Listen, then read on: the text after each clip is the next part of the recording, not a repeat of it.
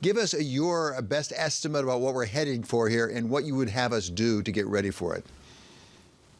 Well, David, thanks for having me. As we look forward to the winter, what we have to look at is where we've been the last couple of years with COVID, which is that each year we have seen an increase in COVID cases in wintertime, and we should be prepared for that happening this winter as well. Typically in the winter, we also see flu cases rise, and in some parts of the country, we're already starting to see that increase in flu cases. This is why it's so important that everyone take the precautions that they can to protect themselves against the worst outcomes of both COVID and flu. And in this case, that's getting vaccinated for both. The good news is we have updated COVID vaccines that people can take now that are targeted in particular for the BA.5 variant of COVID. That's the dominant strain right now circulating the US. And if you're at least 2 months out from your last shot, you're eligible to take those as long as you're 5 years of age and up. So I would encourage folks to do that and to also you get your flu shot. You can get them both at the same time. That's in fact what I did. And that'll give you your best protection against hospitalization and death from this virus during this winter. Doctor, do you have up-to-date numbers on the extent to which people are getting that? Is the bivalent version, right, that addressed BA.5, that newest version of the booster? What kind of take-up are you getting on that? Well, we've actually been seeing the uptake increase. Millions of people have already gotten the vaccine. We anticipate more will, especially over the next few weeks as winter gets closer. We want everyone, though, to get vaccinated as quickly as they can, especially because look, we can't predict with great precision the exact day, that somebody may get ill. The best thing that we can do is to prepare because, there's still virus circulating. And I will say this also, that we've learned a lot in the last couple of years about COVID-19 and come a long way. We've actually been able to save hundreds of thousands of lives because people have gotten vaccinated and they've got protection on board. But even though we've made tremendous progress and we've been able to get back so much of our lives, it's important that we maintain this protection that many of us have. And that's where the vaccines come in. What we've seen, especially in folks who are older, David, is that if you are vaccinated, your chances of actually ending up in the hospital or dying from COVID-19 are dramatically lower. And finally, just keep this in mind, too. Even if you do get vaccinated, whether you do or not, there are treatments available for COVID-19 that we want people to know about.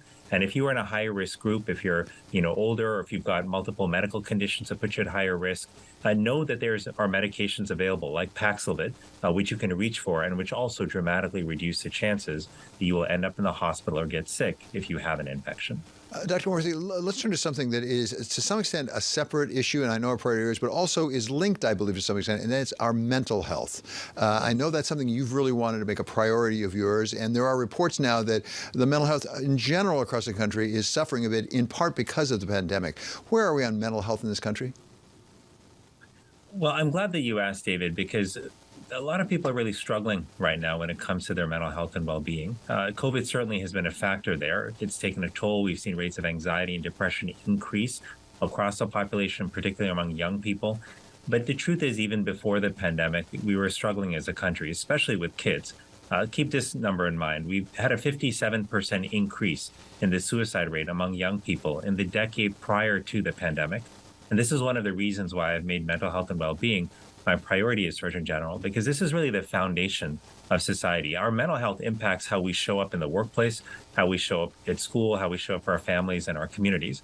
And that's one of the reasons why yesterday I released a framework on workplace mental health and well-being. It's the first time this has ever been released from the Office of the Surgeon General, but I did so because we've realized that workplaces actually have a powerful impact on mental health. And we are now seeing that 81% of workers are saying that they want to work in a place that supports mental health and well-being.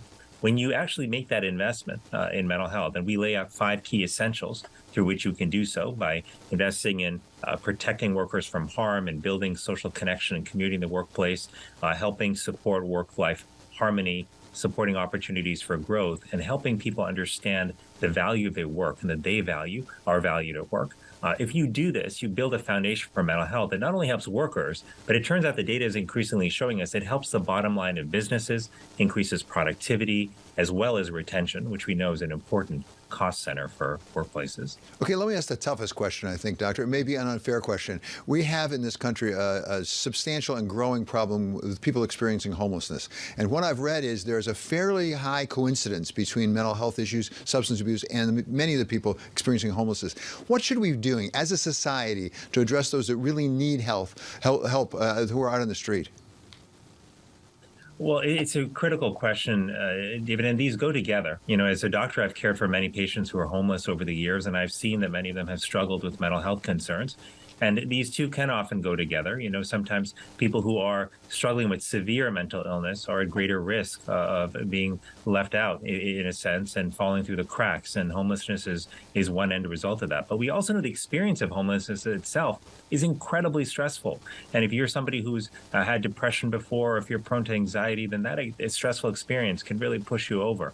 So what we need to do is several things. One, we've got to make mental health care more accessible to people. And there's steps we've already taken over the last year and a half through the American Rescue Plan and specific measures to expand access to certified community behavioral health centers that will help in that regard. And technology is an important part of it. Technology helps us make mental health care available to people, even if they're not around a provider. But we've also got to address homelessness itself. Mm-hmm. And that means making sure people have places where they can actually live, have a roof over their heads, be protected from the elements, and making sure those places connect them to care. That's also going to be an essential part of the solution.